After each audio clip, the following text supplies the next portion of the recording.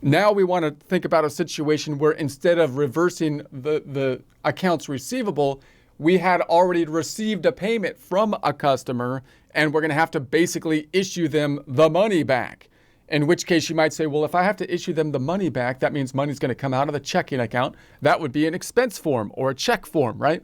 Correct, you could do that. But the problem with that is that if I make an expense or check form, it won't tie into the subledger of the customer side of things because the expense or check forms are tied to the vendors, because typically we pay for things like buying the inventory from a vendor or paying for expenses or paying for property, plant, and equipment. We would like a check to go out in this case, but we want to tie it to the customer side of things so I can see it in the customer center, the subledger, and so on. So we're going to be using a refund receipt form, which will in essence do the same thing as the credit memo situation, but also kind of act like a check in that it will be decreasing the checking account for an expense type kind of transaction that we're actually paying back to the customer. All right, let's look at this in a flowchart format so we can see what's going on. This is the desktop home page. I know we're in QuickBooks Online. I know it's okay.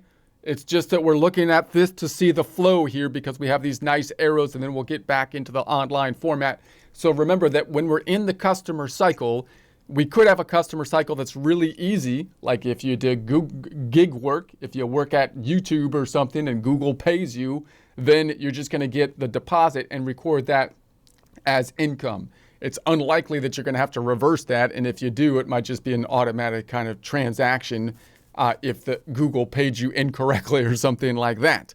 But if we're at a cash register type of situation, then it's possible that we make a sale either for goods or services that are provided, and then for whatever reason, after they paid us, the customer is unhappy and they return possibly the merchandise or want their money back. Possibly they went to a movie theater and they got one of these new modern movies and they're like, oh my goodness, you took years off my life. That was terrible. I've seen better things on YouTube written by like a 5-year-old. It's ridiculous. I paid like $20 some for this.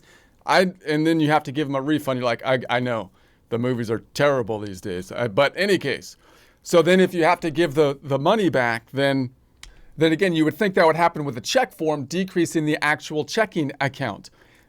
But if we do that, again, we're not going to have it in the customer center because we're not dealing with a vendor, we're dealing with a customer. So that's the situation we have here. Now, you might say, hey, look, they might be like, we know the movie was terrible, but like at least maybe one movie in the next 5 years might be halfway decent according to the current environment that we're in. So what we'll do is we'll give you a credit into your account, in which case you might still use like a credit memo in that case, because you might say, hey, look, I'm going to give you a free movie later, basically, is what's happening. So now I have this outstanding credit that I can apply, which creates basically a negative receivable.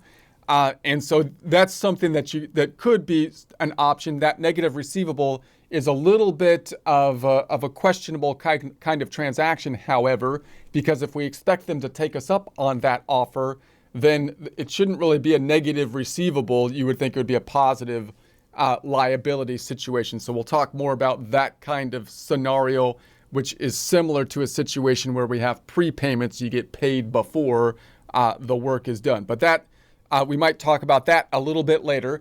We also could have a situation where we invoice a client and then we have accounts receivable going up, and then maybe they return the merchandise before we actually collect from them.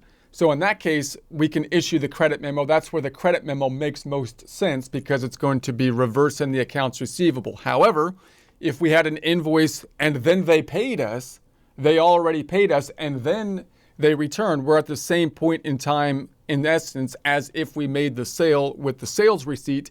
We can't really issue the credit memo because they already paid us. That would make a negative accounts receivable, unless we want to say that you have a negative credit balance that you can apply at some future time. Otherwise, we have to issue them a check. And once again, we don't want to issue a normal check because that's tied to vendors, and we want this information tied to the customer. All right, that's the scenario.